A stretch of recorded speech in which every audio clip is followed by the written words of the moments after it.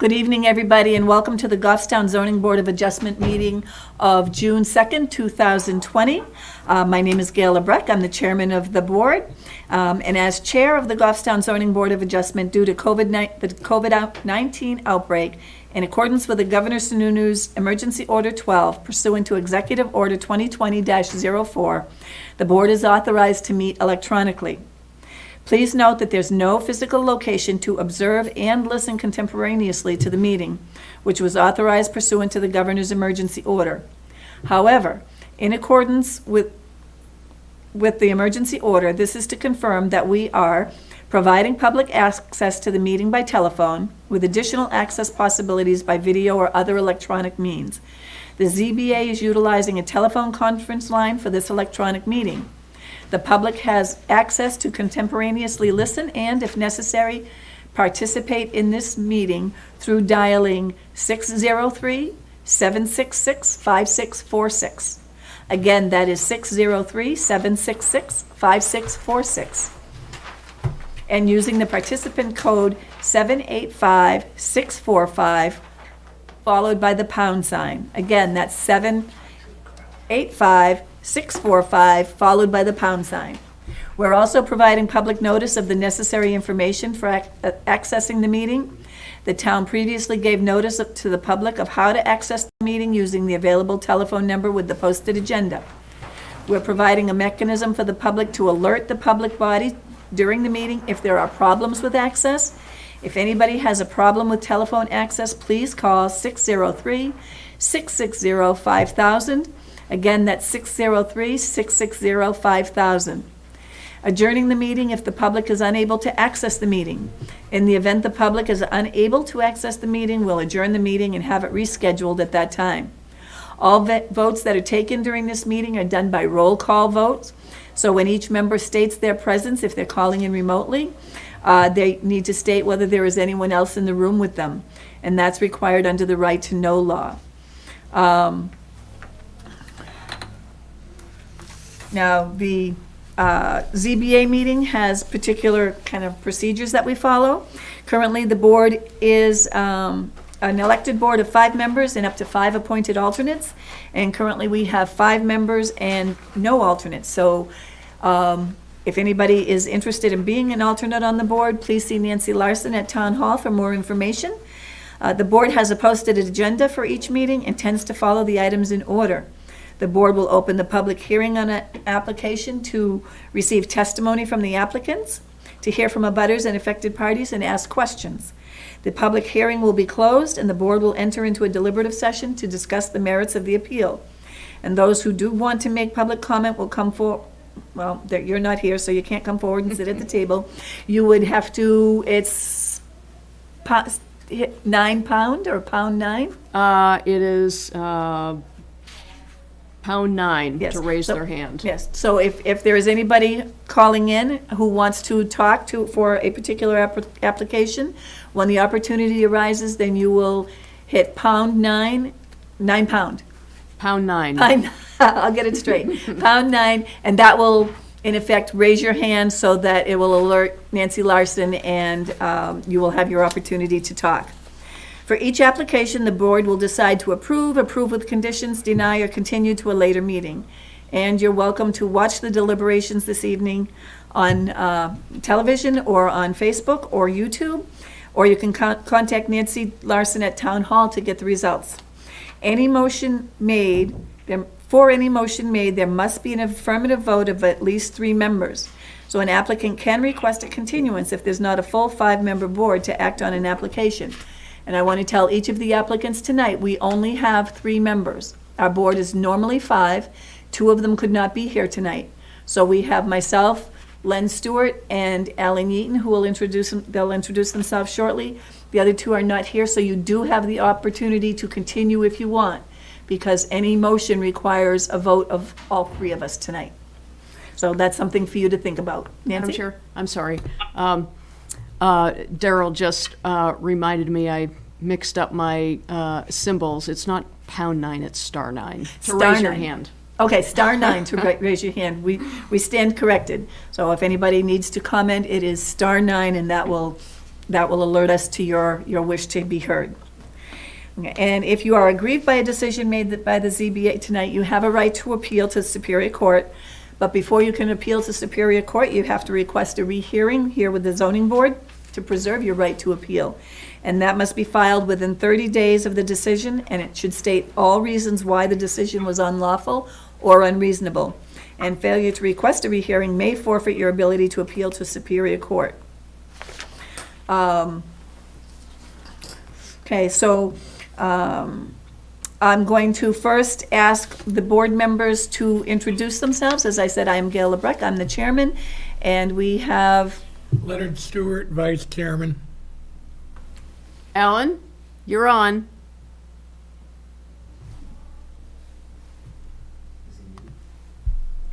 Alan?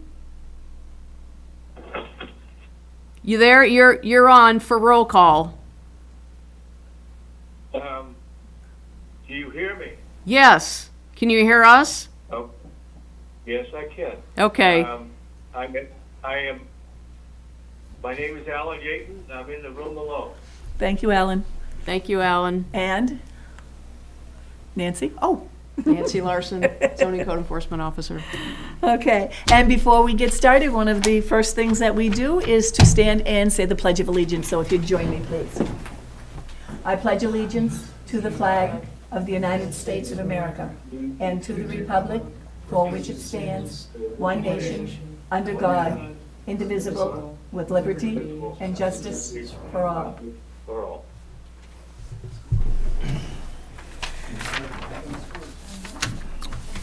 Okay, the first item on our agenda is the approval of minutes to the meeting of May 5th.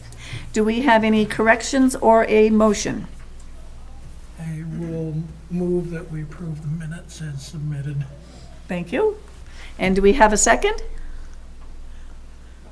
That's your cue. Alan Yaton here. I'll second it. Thanks, Alan. And, let's see, Sandra's not here and Denise is not here. Okay, so we have the motion to approve and the second. All in favor? Roll call vote. Alan? Yes? Len? Yes. And I, Gail, say yes. Motion carries 3-0. Okay, and then we are on to our first public hearing. That is Ken and Christine Bernard, applicants, C&K Properties LLC owner, seeking a special exception to build an accessory dwelling unit on the second floor of an attached garage of a single-family home under construction. This concerns Section 5.2 of the Goffstown zoning ordinance. The vacant property is located on Lindsay Way, map 9, lot 4-38-2, and is zoned agricultural. So if you would come and have a seat right there. Identify yourself, please, for the record. Hello, members, audience. My name is Ken Bernard. Okay, and what do you want to tell us about your application, Mr. Bernard? So, to let everybody know at home too, we're just seeking a special exception. Originally, we were going to start building our home like a year ago. We didn't do it for financial reasons because my wife's father got sick. He had some cancer, and he fought and got through it. And he lives up in Rochester. He had to retire early. Funds got tight, which is probably maybe irrelevant, but I'm just getting the story behind it. So when we decide to structure and build our home, we decide to take him in. So on the house, we try to find all the guidelines that meet all your criterias and come to you guys with propose to have him live with us. So we did everything we possibly could to meet everything and made it suitable for him. So you're saying you meet all the other criteria, you just need the special exception I believe so. for the I special? believe so. For the He's got his own accessory garage bay, his own entrance. He's got an entrance in the second floor to the home. He would like it larger, considering he has a trailer in Rochester that's like 1,200 square feet. So for him to go to this he's upset, but it is what it is. We want to do it legally. I didn't want to hide it. I It's could have done attached- it, and I didn't want Attached to the house? Yeah, correctly, second floor, and then you can leave his apartment and come into our home. So it's not going to be set up for like an apartment or like a business. It's strictly just for a family member. Even the electricity, everything is all into our home. How big will it be? Excuse me? How big will it be? It's on the plans as 774 square feet, and that is including the staircase coming up, Okay. so. And for rooms, what will it have? Just literally, in the plans, it shows a open concept kitchen and dining, a small little bathroom and a bedroom, and a small closet on the side that does like a washer and dryer. No living room? It's all open concept because we couldn't Okay. fit it to keep into the square footage of the Okay. standard accessible size, so. Len, do you have questions? No? Alan, do you have questions of the applicant? No, I'm all set here. Okay. Would you do me a favor, and would you please review, I'm presuming you have your application? I do on my phone. I didn't have. Oh, yes. well, that's okay, because we can Okay, help you here. go for it. You have, the special exception request has certain questions you kind of had to answer, or Yep, I criteria? remember. Yep. You had, so if I can read your answers Go for for it. you? Yep. You're okay with that? Of course. Okay. I did the best I could, everybody. Okay, so you're looking for approval for the in-law over the garage. It will have 774 square feet over the garage, including the staircase. The specific site is an appropriate location for such use, being consistent with the town's current master plan, because it's under the town guidelines, square footage and location. The size or frequency of the use will not significantly alter the character of the neighborhood, because it does not change the character of the house, nor will it look much different than other surrounding homes in the area. The use will not create a hazard or nuisance to vehicles or pedestrians in a mere manner that cannot be ameliorated, because only one more car will be added and will have his own spot in the garage. Driveway is long and no cars will be parked on the street. The proposed location is of sufficient size to allow for adequate and appropriate facilities for the proper operation of the use, because the size is adequate. I think it's because. Is that because, oh, because, yes, BC. Okay. He's older and single. With his age, we can assist him in the future in our home. The proposed location is of sufficient size to allow for appropriate buffers of this use to adjacent properties, because it's part of the home and has no bearing to affect any other dwelling. And other issues or matters deemed relevant. The father-in-law has had cancer recently and has lost his job. He's now on retirement benefits. This would help him financially as well. Is there anything else that you want to add? No, that's it. Just that our drive is like 360 feet long, so privacy and entering, and it just shouldn't be a nuisance at all. I can't imagine it being 360 feet. anything That's a long driveway. like privacy. Okay. Lynn, questions? No? Alan, do you have any questions? Well, not at this time. Are we ready for the public hearing? Or to open it up to the public for comment? Yes. Okay, then at this time, I'm gonna open the hearing to the public for comment. If there is anybody who wants to call to have anything to say about this particular application, you will hit *9. Madam Chair, we do have an unidentified caller on the phone, so I'm going to see if that person is a member of the public wishing to speak on this application. Okay, Hi, I see there is a number ending in 1507. Hi, yes, that's me, Jonathan Watkins. I was actually waiting for I would assume it's the next topic of conversation, so no comment on this one. Okay, what application is it that you are waiting on? We got a letter in the mail a couple weeks ago about Matthew and Jennifer. Helvatsis.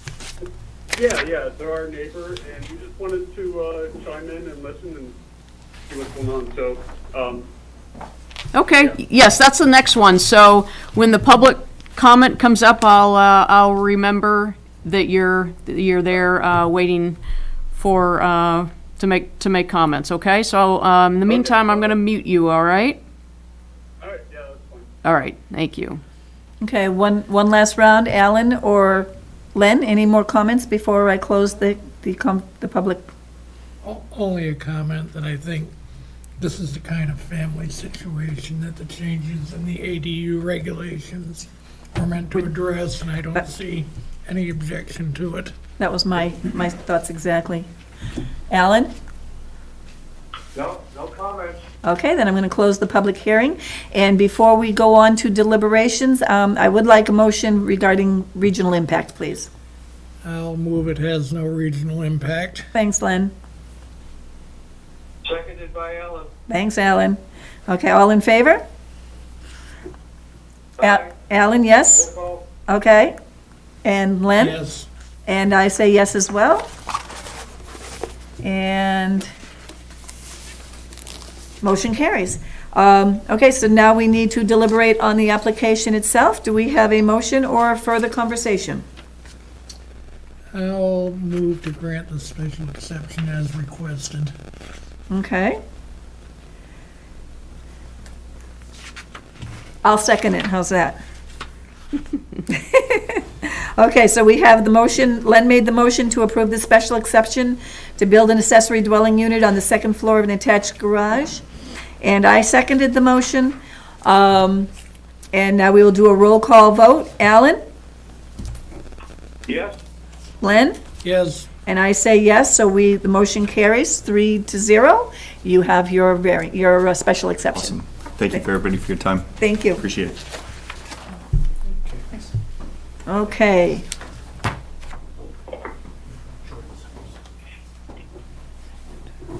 Okay, our next application is Matthew and Jennifer Halvatsis, applicants' owners seeking a variance to permit a separate driveway for a previously approved accessory dwelling unit. This concerns section 5.2.6 of the Goffstown zoning ordinance. The property is located at 326 Gorham Pond Road, map 10, lot 25, zoned agricultural, and I will entertain a motion for regional impact, please. So moved. Alan, thank you. Second. Len, thank you. So we have the motion, we have the second. Alan, how do you vote? Yes. Len? Yes. Oh, And Kale, yes. So we have all in favor, no regional impact. And do we have Matthew or Jennifer Halvatsis or their representative here? Yes, we do. John, is that you on the phone? This is Nancy. Yeah, no, it is John, Nancy. How It are is you? John. Okay. I need to know John's name. John, can you speak your name and address for the record? Sure. Should I use my resident address or this address? I'm can not u- living here yet. You can use your current resident address. Okay, so I am John Hilbatsis Jr. I reside at 393 Chestnut Hill Road in New Boston. Thank you, John. Okay. Yep. And you're presenting this application to the board tonight? Yes, my son Matt is sitting right here, but it's for my driveway, so I'll be doing the speaking. Hi, everybody. Hi, Matt. Hi, Matt. Now, didn't we see them before, or was that the planning board? No. The zoning board and planning board have both seen them. Zoning board saw them for the special exception for the accessory dwelling unit. Then the planning board had to see them to allow a second driveway where they don't have enough frontage for a second driveway. Right. And this current request is actually based on the accessory dwelling unit requirements that prohibit no separate driveway for an ADU. Mr. Halvatsis wanted to get going on the construction of the accessory dwelling unit instead of having to get waylaid a little bit for this separate driveway. Right, I remember that. And if I remember correctly, the planning board didn't really have any negative comment about Correct. the second driveway. That's correct. Okay. All right, Mr. Halvatsis, the floor is yours if you want to tell us about your application, please. Okay, if this is the point where I start reading the information in my answer. Well, why don't you tell us about the plans first? Oh, okay. The plan is a curb cut next to 310. It's 40 feet away from his driveway. and I'm not sure, it's probably at least 100 feet from yours, 80 to 100 feet from my son's on the other side of the home. And we would like to be able to park over here next to the ADU, as the way the house is. If you remember the plan, I'm on one side of the property, he's on the other side, which means when we got here, we would have to park over there, walk over here, which isn't really bad right now, but as we get older, which is why we want the place, that's going to become more and more difficult. Okay. Is the separation distance between the two driveways, is that the only dimension that you don't meet? What we don't need is, for two driveways, you need 250 feet. We have 220. And Okay. that's been decided on by the planning board. Right. Okay. That was by conditional use permit, and that was granted. So he's just here this evening because our accessory dwelling unit regulations do not allow a separate driveway to serve an accessory dwelling unit. Okay. Len, do you have any questions of the applicant? No, it was clear from, the case is clear from the application. Okay.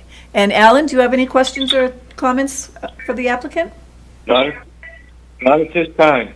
Okay. All right, Mr. Helvatzis, you want to review those, the criteria for the variance from your Yes, I application? will, thank you.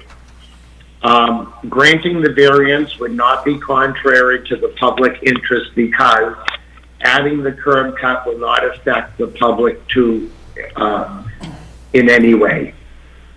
The spirit of the ordinance is observed because it allows for at least one parking space to be provided for the ADU.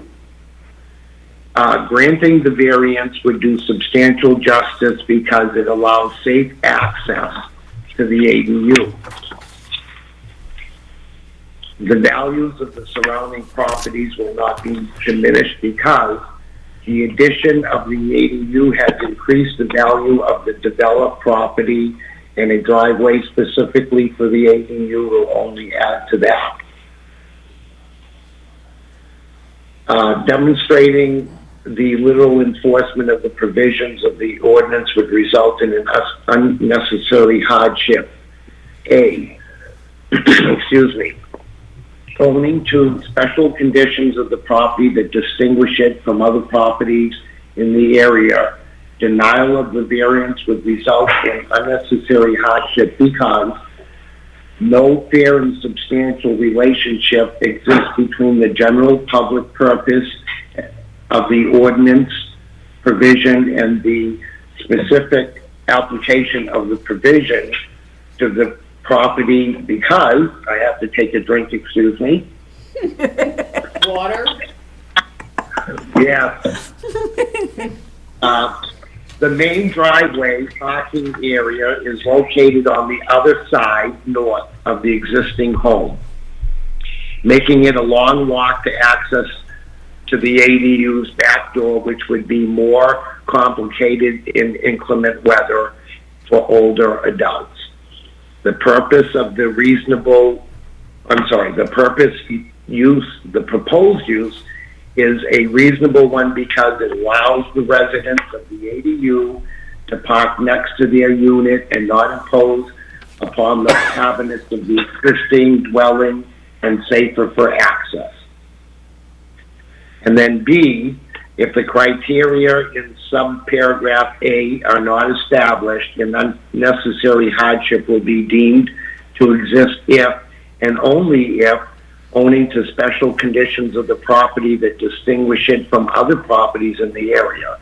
The property cannot be reasonably used in strict conformance with the ordinance, and a variance is therefore necessary to enable a reasonable use of it. And then it says explained. Older adults will be living in the ADU. As they get older, it will be a hardship on them to access their unit from the primary dwelling unit's parking area. Other issues and matters applicant deems relevant to this request. A driveway permit was approved by Public Works. Planning Board has approved curb cut pending ZBA approval. Thank you. Thank you. Do you have anything else that you want to add about your application at this point? I do not. Okay. Len or Alan, do you have any questions or comments? No, for Alan. Nope, not at this time. Okay. Then I'm going to open the hearing to the public. And do we have anybody from the public that wants to speak? Not anymore. The person is no longer. Hopefully they'll call back. Oh.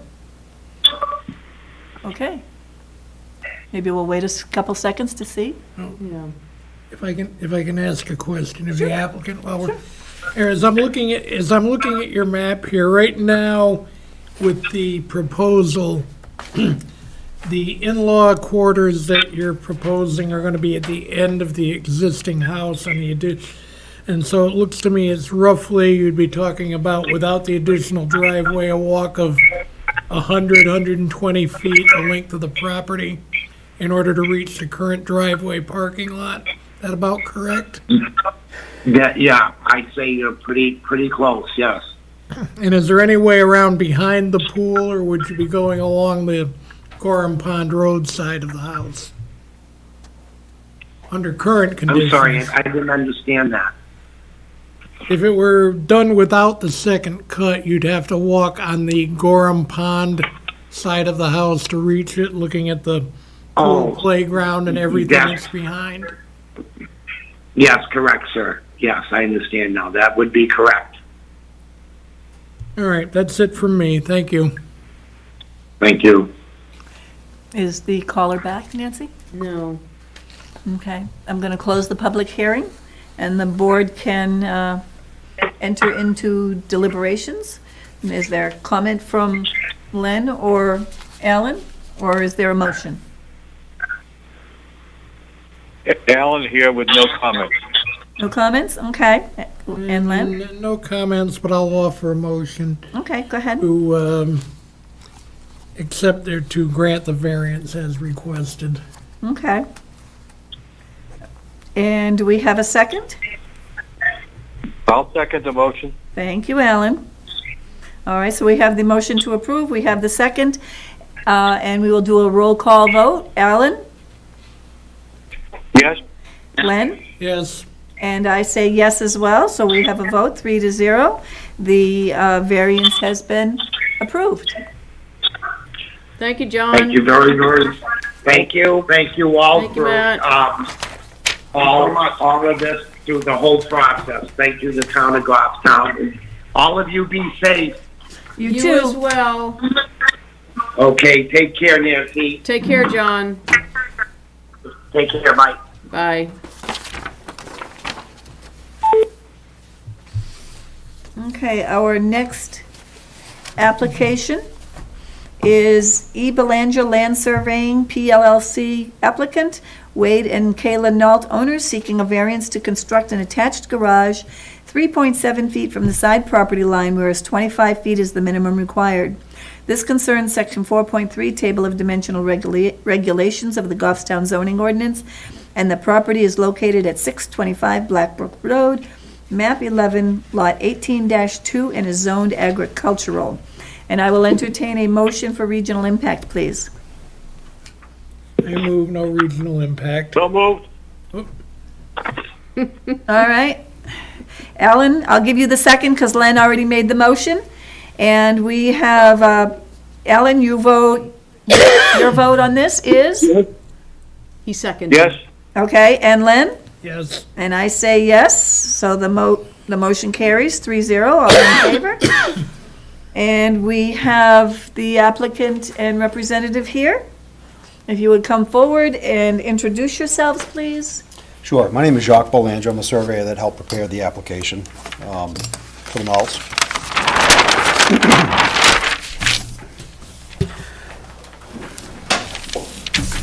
So the Knolls own the existing home on Blackbrook Road. It's a small cape. It runs kind of parallel with the sideline, but it is kind of kitty corner to the road. It doesn't sit square onto the road. The house is kind of built in a location that's kind of between the ledge outcrop on the back right, ledge outcrop on the left, well in the back to the left, and a septic area in the front. And what the Knolls would like to do is put a garage on to the right side. The garage dimensions, the building itself is 28 by 30 feet deep, 28 feet wide across the front. It lines up with the existing driveway, sits almost parallel with the existing lot line. And across the front of the garage, you're going to have two garage doors. The location of the garage blocks the existing entrance to the house. So they're going for a front man door, basically, between the garage and the first the house and the first garage door bay, bringing the frontage up to 28 feet. And that puts the rear of the house at 3.7 feet at the closest point to the abutting lot line. I believe in your application package, you have a letter from the abutter to the, I guess be the northwest, Albridge, that state that they don't have an issue with the separation. That part of the structure, it's not living space, it's parking space, it's putting a car inside the building. Other than that, they're just limited to where they could actually put a garage. Currently, their storage is basically the house and then the small shed out back. I think that kind of sums it up. Okay. How far is the garage from, I know what you said from the property line, but how about from that abutter's home? I don't know where that sits on that lot. Do you, I can answer that. They're about 150 feet away. They're quite a ways on the other side of the lot. Your name, please? Dave Nault. I'll be helping Kayla and Wade with the building of the project, so I went out and made the initial measurements and decided we needed Jacques to come in and flag the property line to get the exact dimensions, because I knew it was too close. But they're very nice neighbors. They gave a letter and have no issue with it. And if you can see in your package, you have a picture showing the driveway coming up on the right side of the house, and basically the garage is going to be taking the place of that driveway structure that's already there now. As Jacques said, we looked at all different locations on the property, and with the ledge upcroppings and the seasonal wetlands and the septic system in the front yard, there's no other spot really for them to have an enclosed garage. And I think that Peter might have stated as in his remarks later, a lot of the other houses in the area that abut them have garages attached to their existing houses as well. Are their garages as close to the property lines as yours? I wouldn't think they are. Okay. Or you would have saw a lot more variances. yeah, the Knolls you didn't build the house, they bought the house in that situation. No, the house was in a present location and they bought it, and Right. we're just seeking the best spot to put a garage on the property. Okay. Now, this is a two-car garage? If you reduced it to a one-car garage and moved it in a little bit, how would that affect the, Well, they have, I'll just answer for Oh, go Kayla, ahead. 'cause they have two full-size cars, and as you can see, it's pretty tight when they pull up there. They do have a small driveway at the base that Wade parks a company van in, so there's not really any additional room there, so they'd like to try and put both of there. well, what do they do now? They leave them out in the snow. Well, I understand that. Okay, So that's, they have, Wade's a plumber, he has a company van, he parks at the foot of the hill, and then their two cars are parked parallel next to the house right there. okay. Len? Alan, do either one of you have questions? The garage is how deep? What are the dimensions of the garage? The garage itself is 28 feet wide from the face of the existing house and 30 feet deep. 28 feet wide gives you the room for two garage doors and a front entrance into the garage. They're losing their side entrance to the garage as it is when the side entrance to the house when the garage is built. So this gives them access to that same side of the house without going in through the front door. and around to the back side of the house, the way it kind of loops around a little L shape. That's a bit of an access for mudroom and whatnot. The kids just got young boys and We have four young boys. So we have a lot of bikes, and a lot of stuff, and that's kind of why we went bigger. Okay. Alan? Alan, you got any more questions or comments?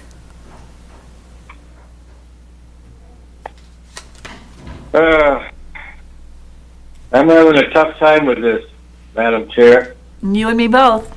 The,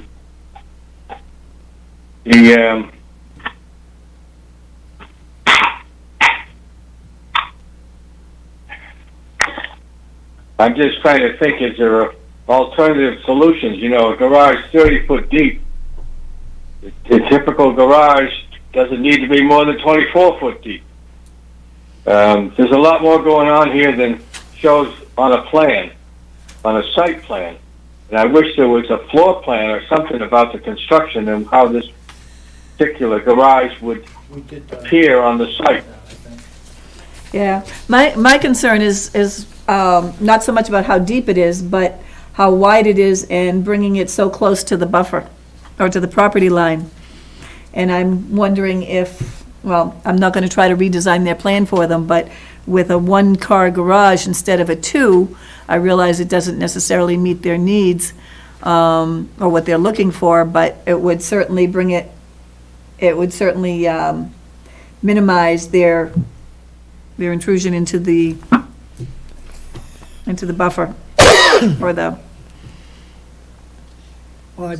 setback, that's the word I wanted. Thank you. I believe it was mentioned in this, there's going to be a person door, pedestrian door, and 2 garage bay doors across the front of it. That's your, correct. That becomes the access to the house through the garage. The man door, 2 garage doors to get into it. if you were to remove that man door and just make an internal exit from the, entrance exit from the house to the garage, We could, would that reduce the width of it by any significant degree? we could reduce that width by a couple of feet and put the door on the side of the garage, if that would help the board. So we could reduce that width down to 26 feet, I guess. And we did provide a plan for the application too, just so they could see a copy of it, but we could put that door on the side.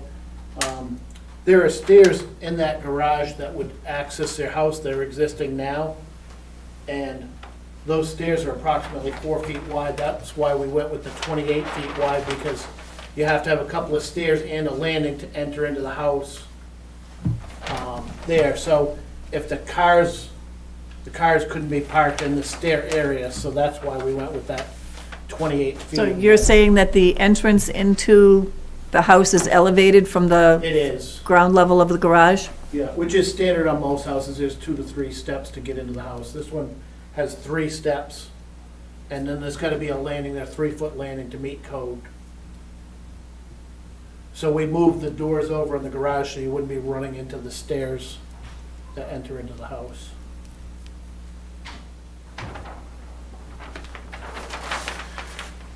Would you like to put the floor plan up on the wall, or? Madam Chair, Alan?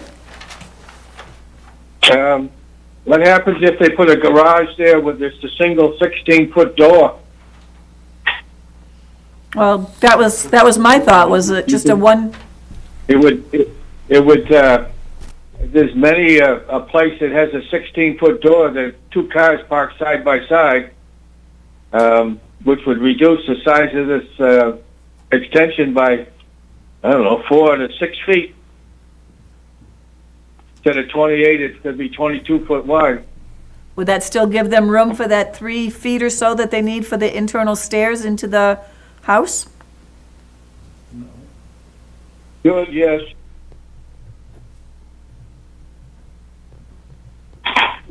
We could possibly,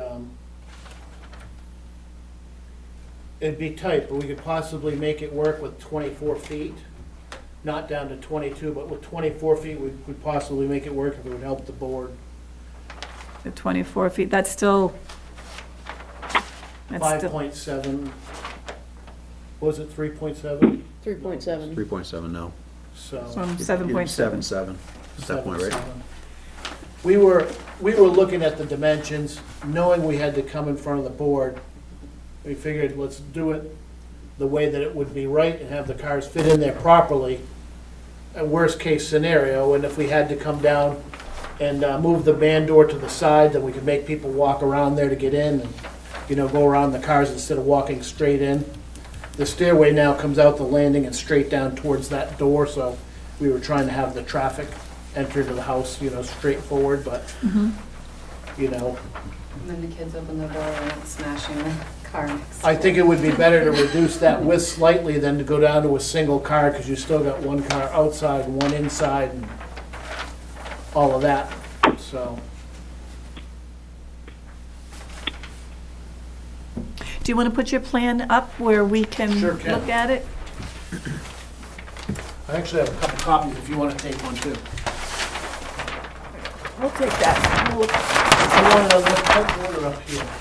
I think there's some is there- tax tracks.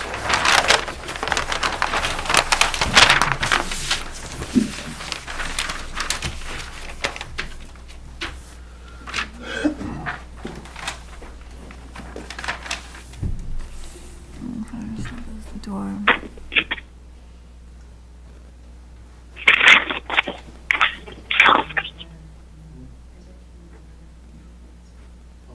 It's the piece that wraps around. Yeah, with the entry there. No.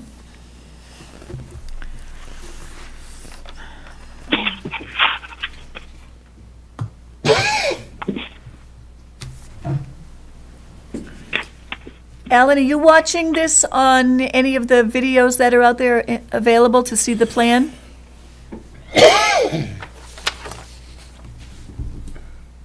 I'm pretty good at visualizing things. Okay. We did send it electronically if you wanted to send him an email too. I think you did, right? Let's see if I can. I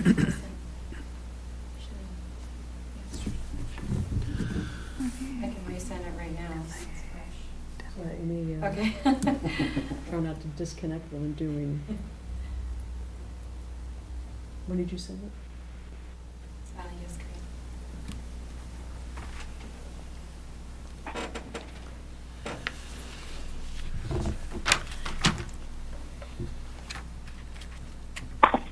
Madam Chair, Yeah, go ahead. are they enclosing the deck that's on the back of the house too with this garage addition? Alan, there's no deck existing there now. They were trying to come around the back with just like a shed roof there to give a little boot room for their boys. They got 4 young boys and their dad works out in the construction field, so they've, as you come into that door, there's not much room for them to put anything when they come into their house. And that's access from the, and that is access from the inside of the house?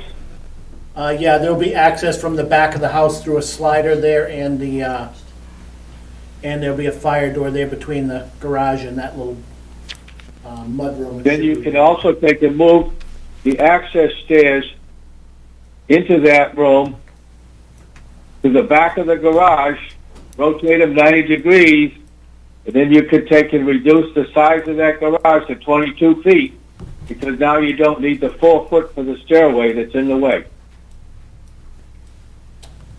Ellen, we were using that as a boot room. We weren't trying to eliminate the side door to the house as well.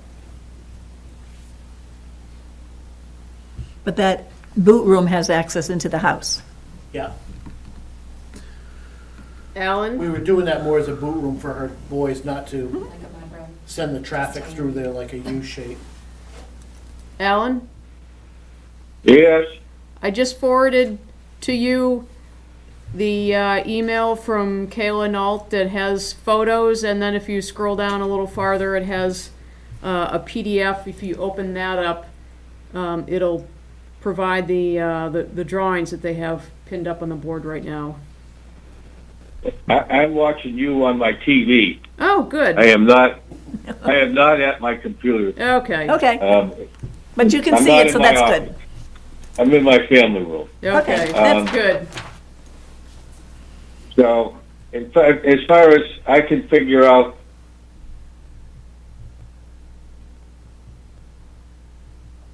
they could make it 24 wide, move the garage, the access door at the front to the side of the garage.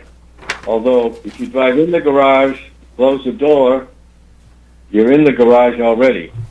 So, I don't know. I'm not sure. We'd be willing to go down to the 24 feet, Alan, if that would suffice the board.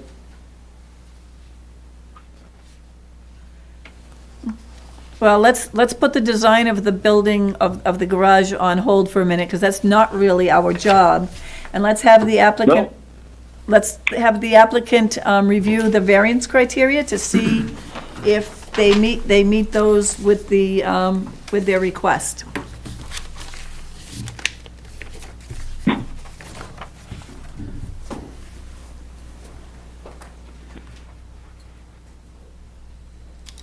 You found it.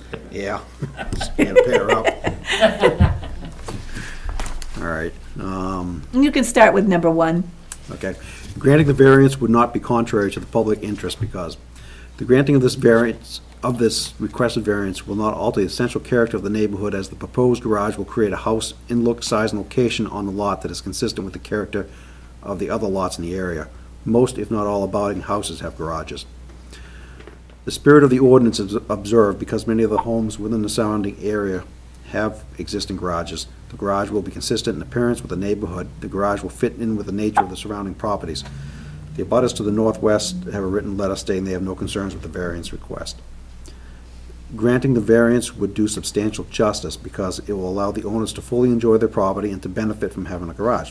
Having a garage will increase the value of the neighborhood. The values of surrounding properties will not be diminished because granting of the variance will have no effect on the surrounding property values. It will actually increase the values as it will be consistent with other properties. Then demonstrate the illegal enforcement of provisions of the ordinance would result in unnecessary hardship. Want me to read those two, correct? Pardon? Yep, those two. No fair and substantial relationship exists between the general public purposes of the ordinance provision and the specific application of that provision to the property because the garage addition will not be intrusive or out of character with the surrounding homes. There is no other location of the garage due to ledge outcroppings within the property and the location of the existing leach field and septic. The location proposed and requested is the most logical place for the garage. The proposed use is a reasonable one because it will protect equipment and cars from the weather and will improve aesthetics and will not overburden the building coverage requirements. They're making valuable and reasonable use of the land, which is consistent with the character of the neighborhood. There's a couple typos in there, I'm sorry. That's okay. Yeah, That's okay. We know what you mean. thanks. Okay. Len? Not at the moment, but give me a minute. Okay. Alan? Comments? Questions? Not at this time. I just want to state as part of the record there, we looked at having a detached garage, we looked at putting it further in the back, we looked at all locations on this house. The whole back of that property, the elevation is up 10 or 15 feet with all ledgy outcroppings, and there's not another spot on there for them to have a garage on that property that we could see. So it really does, with the ledge outcroppings and everything else, leave them in a position where that was the only spot that we could find to put it. Yeah. Go ahead, And Len. I think that hits the point that I've been trying to formulate here, because I think the point that you make about there's ledge all over the property, you've got special circumstances where there's really nowhere else to put it. I mean, we can go back and forth about the design here, but no matter how you change it, Right. there's gonna be no way that you're not going to be well into the, the question here, I think, is just how much in is what the board has to decide that it's comfortable with, and, you I think some small reduction in it, if it helps the other members of the board, would be good, but I do think that you've got to, you made your case, you've looked the property over, there's no other alternative, I think, Yeah, the ledge is a real hardship on the property, and like Jacques said, we didn't build that house, so we didn't have the ability to locate it in a better spot when it was first built, but I think they also slid the house over to that side because of the ledge, so. The nice thing is, the neighbor that there is their butter is a long ways away from them, and they're way up on a hill too, so Yeah. it's not something that they're gonna have as an eyesore that's right there close to them, and they've given us the letter, which is in the file as well, that, they're, and if there are trees and considerable vegetation on that side of the property between this house and the abutter on that side. Yeah, and I also sent pictures of that to Nancy. It looks like our property goes for 20 feet after that. Even our neighbors, we kind of go by the wood line because of the way it's set. Well, typically, you look at a lot and you think it goes straight back, not skewed like the lines have them. Yeah, it cut So more if you're looking at the street line, it would look straight back, and then not the diagonal lot lines you have here. I'm going to read the letter from your abutter into the record, and I do want to make sure it's known that it is the abutter who is most affected by this variance request if it were to be approved. And it says, "To whom it may concern, I, James L. Bennett III, owner of 637 Blackbrook Road, Goffstown, New Hampshire, approve the requested variance to allow the building of a garage at 625 Blackbrook Road, Goffstown, New Hampshire. I'm aware that a reduction of required yards is being applied for at the subject property and have reviewed the plans presented to me by the petitioner for the proposed construction. I have no objection to granting my consent for the aforementioned request for a variance for the new construction as proposed in the plans reviewed with the owners of 625 Blackbrook Road." That was very nice of them to do that for you. Okay. Alan, comments? I'm all set. Okay, Len? I'm all set. All right, so we'll open this up to the public for comment. If anybody, is there anybody on the line, Nancy? Okay, there is nobody on the line, so I won't ask anybody to hit star 9? Yep. I keep forgetting what, Star 9. I keep forgetting what it's supposed to be. Okay, so I'll open the public hearing and I'll close the public hearing in one fell swoop. And I will entertain a motion, or we can have more discussion. Alan? Len? Right now, I'm looking at pictures. Okay. What are you seeing? The ones that were just sent to me. Okay. See, I don't have the benefit of those. I just have the one that came with the application. They were just emailed yesterday. I have them on my computer now, if you would like to see them. They're They're just pictures I took with my phone just to make life a little bit easier. I didn't know if it'd help. I can walk around and show it to you. Okay. That's what you're more comfortable doing.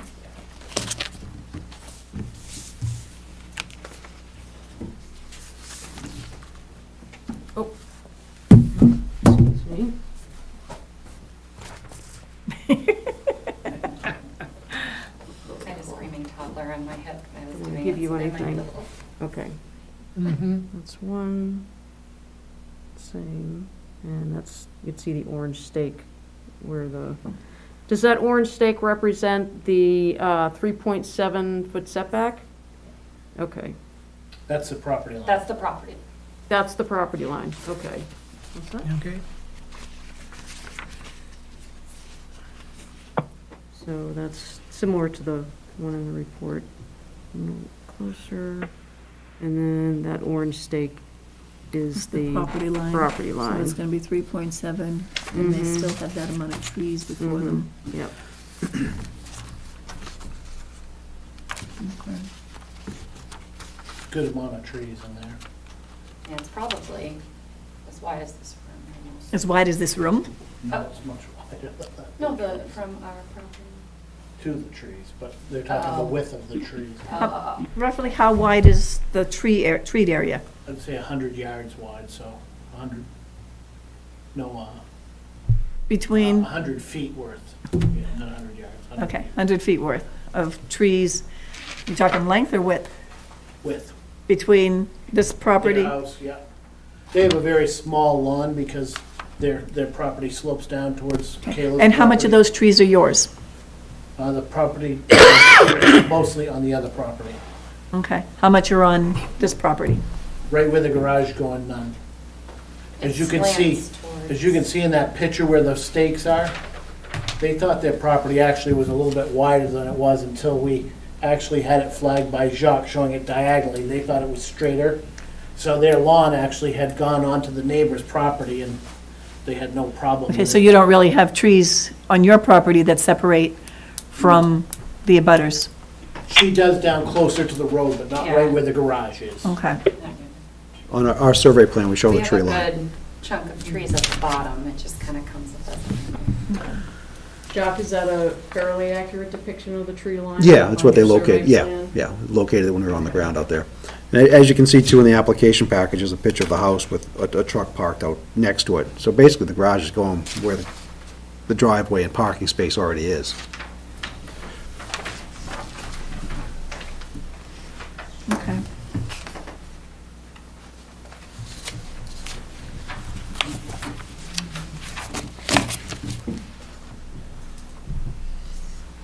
Okay, Alan, any more comments or questions? No. Nope. Okay. Len, Are you ready for a motion on this? or- I'm ready if you are. All right, I'd like to move that we grant the variance with the condition, as per the discussion here, that the width of the building is reduced to 24, which would increase the distances that we're talking about in the application, the setback from, would be 3.7 to 7.7 and 6.3 to 10.3. And I just say we grant the variance with that condition. Okay. Do we have a second? Alan? No. Thinking. He's thinking.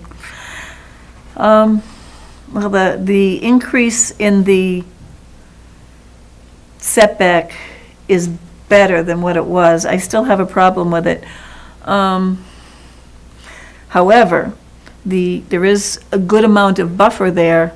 Unfortunately, it's all maybe it's fortunately, it's all on the neighbor's property. And if they decided to cut it down, they're the ones that are taking away some of the separation. However, I'm not sure that should fall solely on them when there's that intrusion into the setback.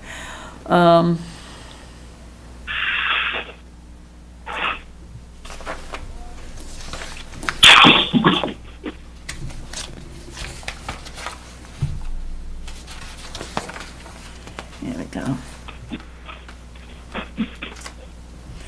And then I have the other concern, because a couple of times in your variance criteria, you commented about other houses in the area have garages, but they don't have this type of setback. They don't have something that is this narrow. So it's not necessarily, not comparing apples to apples, in my opinion.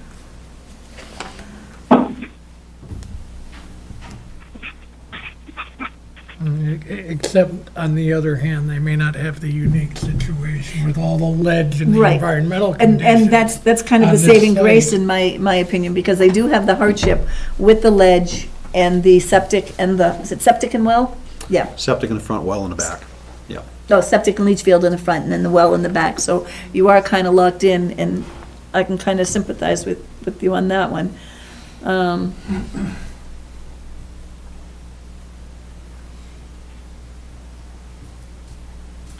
Okay, I'll second the motion. Okay, so we have Len's made the motion, I seconded it, And are we ready for a vote, or do we need more discussion?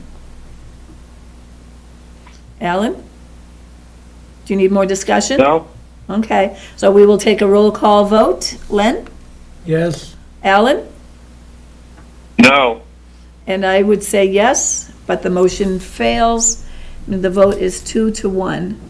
So the motion. 1-2. 1-2. No, 2-1. Oh, it was 2-1, yes. Yes. So, so the motion fails. That said, you heard at the beginning about the request for rehearing. That would be your option. You would be able to come back at a time maybe when we have a full board. Doesn't that have to be done with a reasonable amount of time, though? Within 30 30 days. days. You have to request it within 30 days. Right. A question for you, oh, I'm sorry, go ahead. No, you go ahead. You know, these people have a hardship. A reasonable use of their property would be to have a garage attached to their house like the neighborhood has. And, you know, I thought with reducing the width there that it should be something that should be looked at, because there was some stuff passed down a few years ago from the state that said that people should have reasonable use of their property, and I think we deem this as pretty reasonable use. Did they buy it without the garage? Yeah. The thing is that we have 3 board members tonight. One disagreed with granting the variance request, and your next step is to request a rehearing if that's what you want to do. Madam Chair?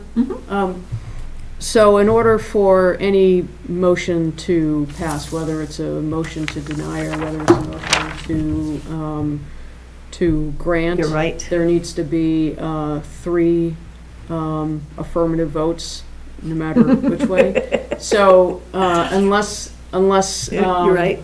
all of you or some of you are willing to change your mind tonight, then I would suggest what we need to do is continue it to a date certain until we Okay. have Okay. enough board members so they're. Okay, well, let's go to the other side. Do we have a motion for denial?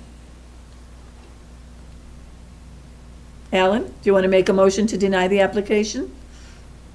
It's already been denied. Not really, because it's not a vote of 3. There's no vote of 3, so the motion does not prevail. There is just no decision. Can I make a suggestion?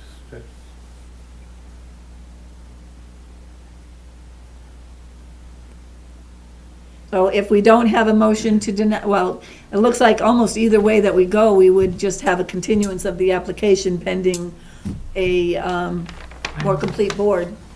that's the way I would have also interpreted it. It has to be 3 votes, one way or Right. the other, to be a binding decision. Right. So you don't need to.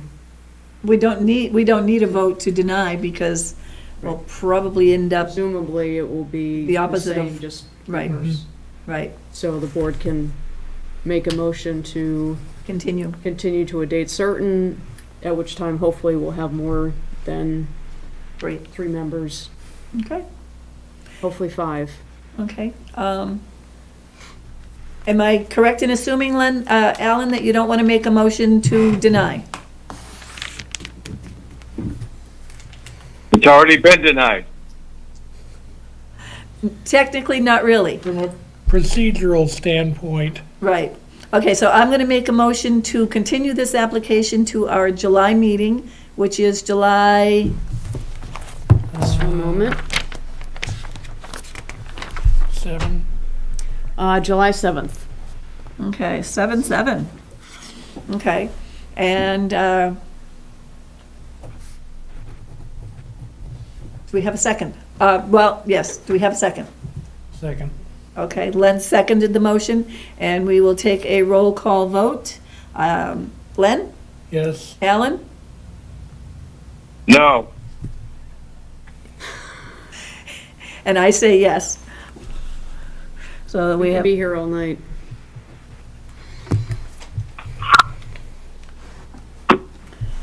okay, Nancy, what's your guidance here?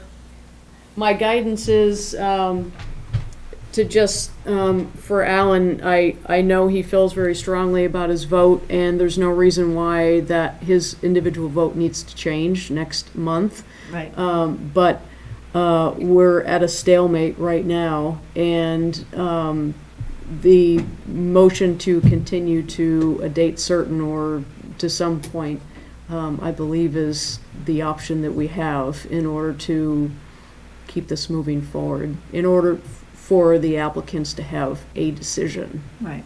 By law, they need a decision. At this point, we don't have a Right. decision. And they need a decision that has at least 3 in favor of whatever the Of motion may whatever be. the motion is. Madam Chair, Yes, Alan? the applicant had an opportunity, since there was 3 members here tonight, to not be heard. He decided to be heard with just the 3.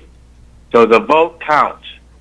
No, the vote doesn't count. Well, the vote is what it is, but if you recall, I also stated that any vote to prevail requires a vote of at least 3. So the vote of 2 to 1 did not prevail. Then there was no vote to deny, and then there was a vote to continue, and again, that was 2 to 1. We need a Madam vote. Chair, I'm done. I'm done.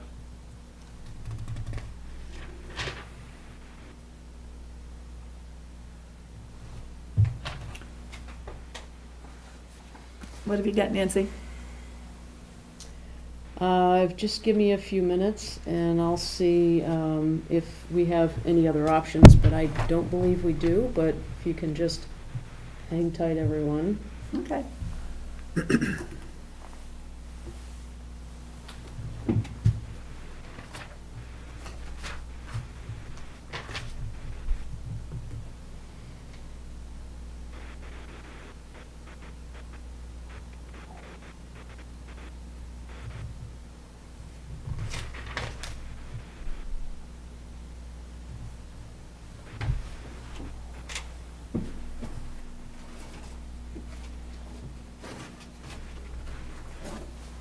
So how's the weather, everyone? What section are you looking at, Just Nancy? strange. 676.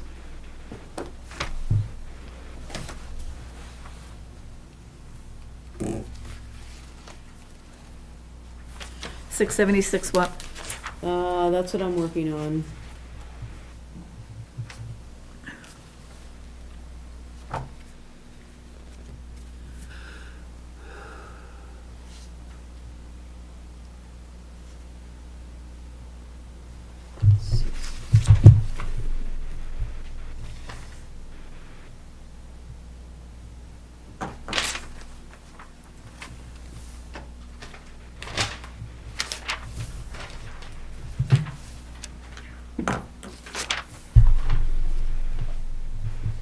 Let me run upstairs and grab my cheat sheet, rules of procedures. So I think Okay. we have it Okay. in there. I usually have them with me, but I forgot to grab them.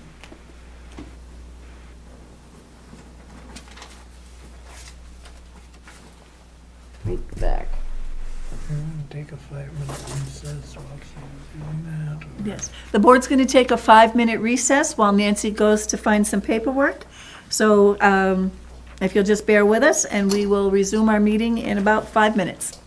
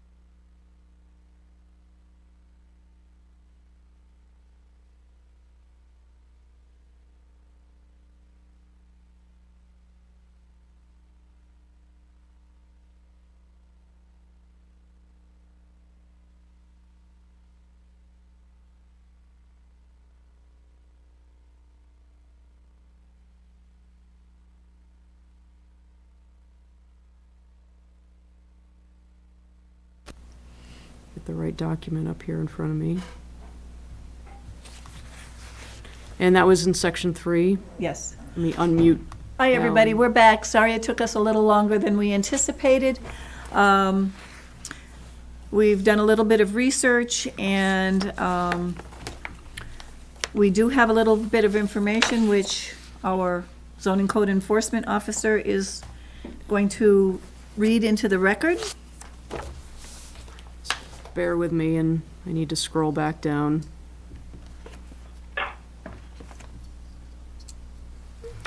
So this is from the Board of Adjustment in New Hampshire handbook by New Hampshire OSI. It's the November 2019 version. And in Chapter 3, subsection 6, decision, RSA 674-33, powers of Zoning Board of Adjustment. The concurrent, and this is Roman numeral 3. The concurring vote of any 3 members of the board shall be necessary to take any action on any matter on which it is required to pass. Before making its decision, the board must determine the facts of the case and apply what it understands to be proper meaning and intent of the zoning ordinance and map. Let's see, scrolling on down the page.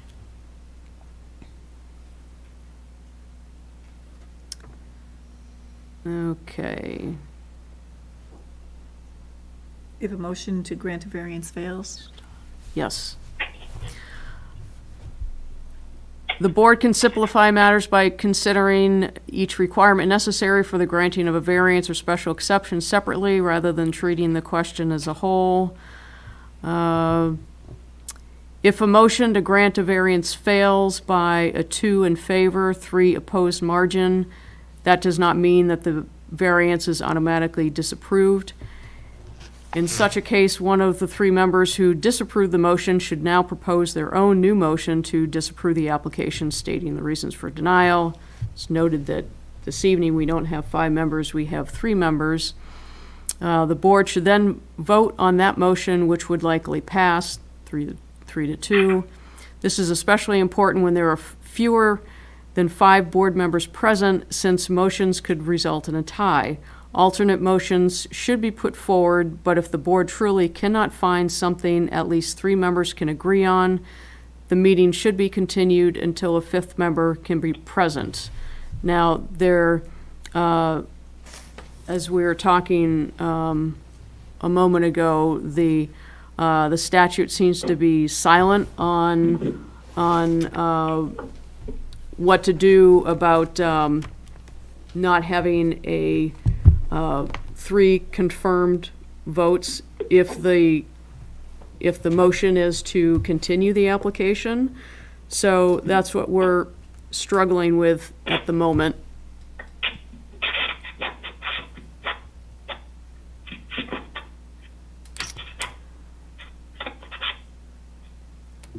Oops, just went to a court case. That.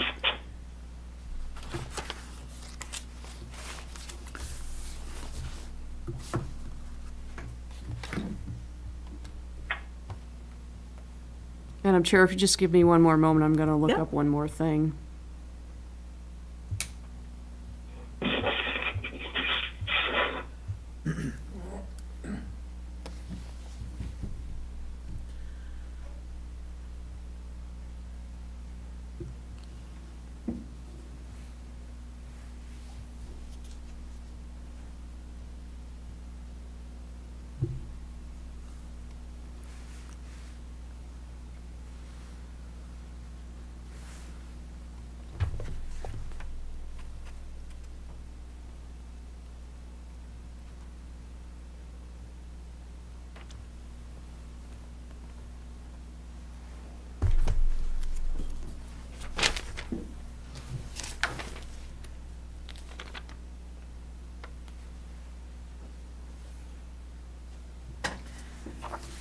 Nancy, have you Yes. gone to the section on public hearing that's a few pages back?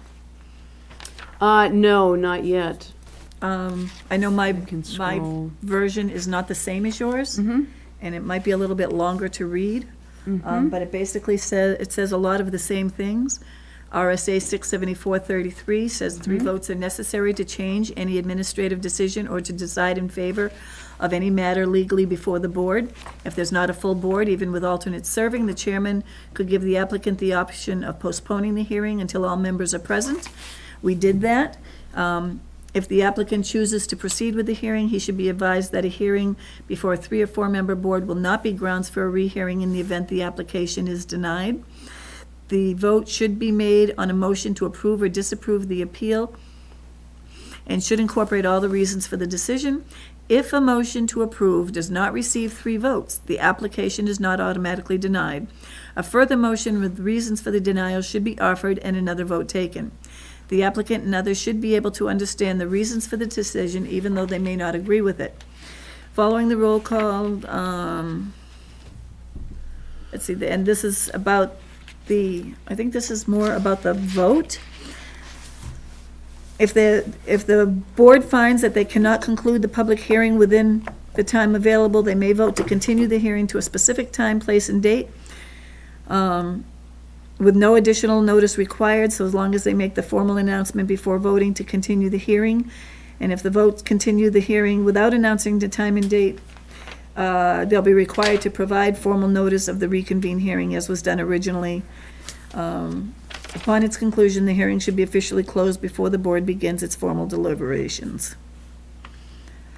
Okay, so this basically reiterates the same thing as the other section that we read, that when you have a 3 or 4 member board and the vote is not 3 in favor, the application should be continued. So it said 2 different places in here. Okay. So with that said, did we do a motion to continue? Yeah, we did, and that failed. Alan, are you open to a continuance now? Having heard what the Zoning Board of Adjustment handbook says? Alan, are you there? Is he still there, Nancy? He is still there. Alan, can you hear us? Is he muted? No. Okay. Alan? Yes? Okay, just want to make sure you could hear us. Okay. Now, did you hear the 2 sections we just read of the handbook about needing to have a continuance because there is not a 3-person vote on either of the motions that were made? Are you willing to do that? I would lot rather consult with the town attorney to make sure we're doing this right. Because I don't think so. Well, unfortunately, I can't call him right now, and I can't myself contact him. It has to be through the town administrator, and that's not something that can be done right now. According to what I've read here, I would say that we would be safe to have to vote for a continuance and just have them come back when we have a board of 4 or 5 members. And I think the attorney would probably say the same. But why do we take and instruct them that with only 3 members, that they have a right to have it continued to a date when there's more members available? Because at this And they moment, know that if I'm sorry. And they know it takes 3 positive votes. They know it takes 3 And positive. they say they want to continue with it, that they're at risk. They are at risk, and if the vote had been 3, had been all 3 against, or if the motion had been to deny, and it was all 3 in favor of a motion to deny, then having a 3-member board would not have been a reason for rehearing. But because we have no motion that has all 3 of us in favor for anything, we need to continue so that, because there needs to be a vote of at least 3 in favor, regardless of their choice to go forward, because it didn't result in any motion that is viable. There's nothing that said, there's no motion where all 3 of us agreed. So the choice is to go forward to, or to continue to another another meeting.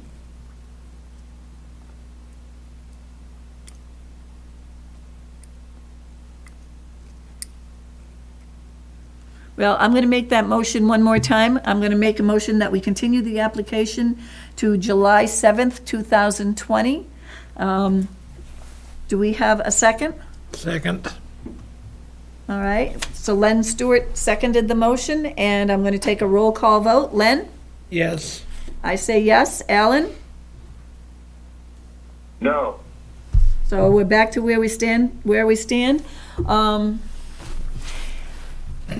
Nancy, can I make a chairman's decision and just continue it anyway? Yes. Okay, that's what I'm At going to do. this point, yes. All right, because we are at a stalemate and because of what the zoning board of adjustment handbook requires, I'm going to make a decision that we continue this hearing to July 7th, 2020. It will be here, 7 o'clock, and hopefully we will have a 4 or 5 member board. Okay, and if by chance we find out that any part of this is improper, we would certainly let you know. But I don't believe it is, not from what we've read.